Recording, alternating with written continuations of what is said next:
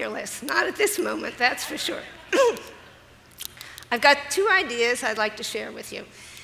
They're going to sound alien, 2 words Japanese. I promise not to teach you anymore. One is kancha, and the other is washoku. So they are, as they sound, both truly Japanese. They're rooted in Japanese culture. There's nothing currently, I'm going to hope you folks are going to help me make that difference, that brings them out to the rest of the world. But they're notions, they're activities, they're things that anybody can do anywhere in the world, and I do believe that you will be better for embracing and engaging with them.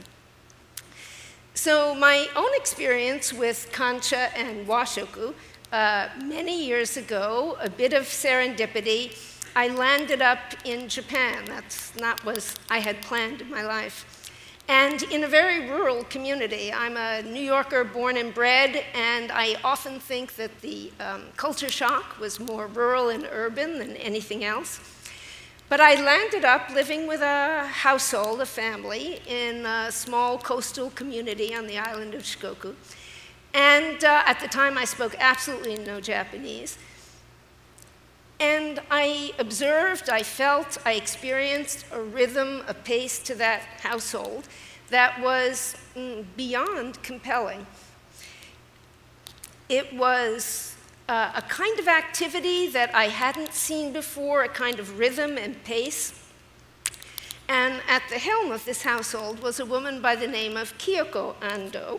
And if the Andoh sounds familiar, one day she would be my mother-in-law, but that's a story for another day. She was energetic, resourceful. She could fashion a feast from nothing, from kitchen scraps that were left.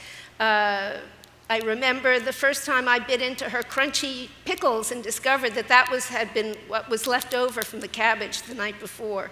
That wonderful creamy sauce that was on top of a dish, it was that bit of tofu that she had found at the back of the refrigerator. Watching her, seeing how things happened, it made me stop and think. I didn't have the vocabulary for it then. I was just watching what was around. So she was very eager to teach me, and I was most eager to learn.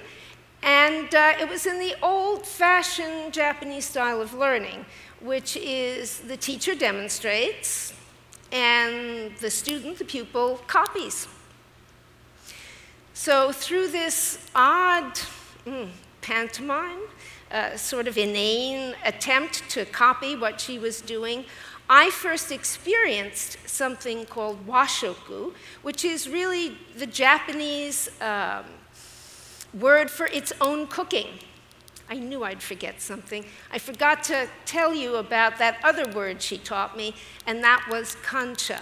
And that was what she was practicing. That was what fueled and energized her use of the bit of cabbage, her desire to put fully balanced food on the table. And for me, the great discovery at the beginning was that Washoku, which is really a set of very practical guidelines, could enable that to happen, to have healthful, nutritious, aesthetically pleasing, truly satisfying food, and without any hassle. So let me share the basics with you, okay? We've got a series of 5s. We've got color, we've got taste, and we've got way, which really translates into actions in the kitchen, ways in which you can transform your ingredients and bring them to table. So we've got 5 colors, and what you're looking for is balance. And it's not an equal time kind of thing. You don't have to have as much red as you do yellow, as you do green. It's the fact that every meal is going to have every color in there.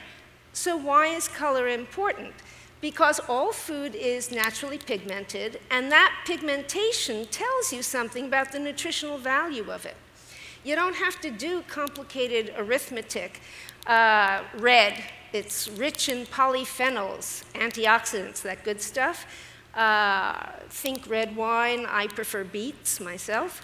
But it's all that good stuff. So if you've got something red, you've got something green, you've got something yellow, black, and white, those are the 5 colors, you're going to automatically have a nutritionally balanced meal. You don't have to stop and think about it. So what about the flavors or the taste? Well, there are big 3 that always get juggled, and that's sweet and sour and salty. And then for the Japanese, the other 2 tend to be more accents to the meal. That's bitter and spicy. And again, it's not equal time. It's all about balance. So what happens when you eat a balanced meal in terms of your flavors? You don't have food cravings. You're not wanting food that your body doesn't need anymore. So if you're just attentive to having representation from all of those flavors, you got it covered. You're going to eat the appropriate amount of food. So that last category is method of preparation or way of changing your ingredients and making it a finished dish. What does that do for you? And in the Japanese kitchen, where there isn't enclosed dry heat like an oven and you're baking, but there are other methods. There's simmering, there's steaming, there's frying. That's a Japanese kitchen. What I'm wanting you to do is do this in your kitchen. So you've got different ways of approaching an ingredient and finishing it off, including, by the way, not hitting it with heat at all and eating raw. So what does it do when you've got all of those representations? It gives you textural interest, which also contributes to satisfaction, keeps you from your body from wanting food that it doesn't really need in order to keep going.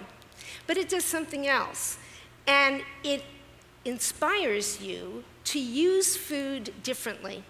If all you've got is a little bit of something, you've got to use that something creatively. And in fact, admit it, you watch The Iron Chef, right?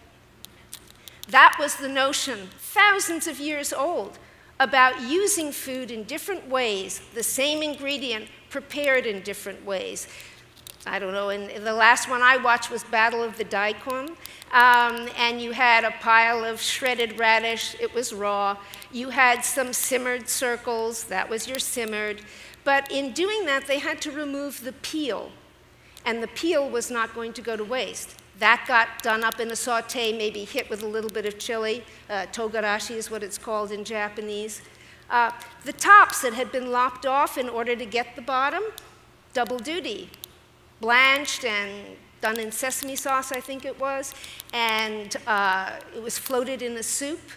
So before you knew it, here was that radish. It was all used, tufted top to tapered tip, nothing the same way. You had a full meal. So I'm going to challenge you folks to think about what's in your refrigerator right now. If I walked into your kitchen, I opened up your refrigerator, what's there? What's the possibility? Or maybe you want to go shopping tomorrow at the farmer's market, and you'll find a wonderful bunch of carrots. Maybe there'll be those rainbow colors, you know, purple and red and yellow in addition to orange. And you're going to discover that when you peel them, you're losing that wonderful color. They're really all orange on the inside. So you have to learn what to do with the peels. You have to imagine that there's something else that you can do with what you've got. And I don't know how many of you have a garden or might grow zucchini, but if you've got overabundance, that's going to challenge you in a different way. It's going to make you think of yet one more recipe that you hadn't thought of before.